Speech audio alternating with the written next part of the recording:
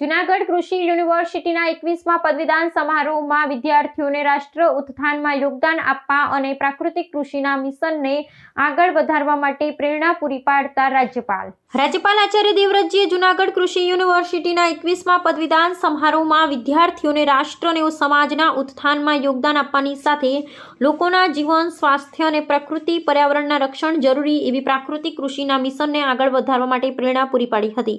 જૂનાગઢ કૃષિ યુનિવર્સિટીના સરદાર સભાગૃહમાં આયોજિત દીક્ષાંત સમારોહમાં કૃષિ ક્ષેત્રની જુદી જુદી વિદ્યાશાખાના વિદ્યાર્થીનીઓને 74 gold medal, gold plated silver medal અને એક કેશ પ્રાઇઝ એનાયત કરવામાં આવ્યું હતું.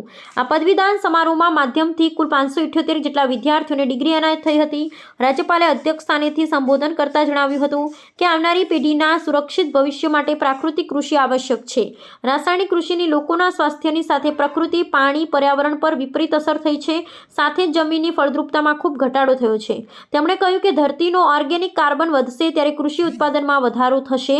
ભારતમાં ડોક્ટર સ્વામીનાથનની પ્રેરણાથી હરિત ક્રાંતિની શરૂઆત થઈ હતી ત્યારે દેશની જમીનનો ઓર્ગેનિક કાર્બન 2.5% હતો, જે રાસાયણિક કૃષિના પ્રભાવથી ઘટી 0.5%ની નીચે પહોંચી ગયો છે. તેમણે દ્રઢતાપૂર્વક કહ્યું કે રાસાયણિક કૃષિથી જમીનનો ઓર્ગેનિક કાર્બન ઘટે છે, સાથે જમીનના પોષક તત્વોરૂપ સૂક્ષ્મ જીવાણુઓ પણ નાશ પામે છે. તેમણે સંયુક્ત રાષ્ટ્ર સંઘના એક રિપોર્ટને ટાંકતા કહ્યું હતું કે રાસાયણિક કૃષિથી 10% જેટલું ઉત્પાદન ઓછું થયું છે, જે હજુ પણ ઉત્પાદન ઓછું થઈ શકે છે.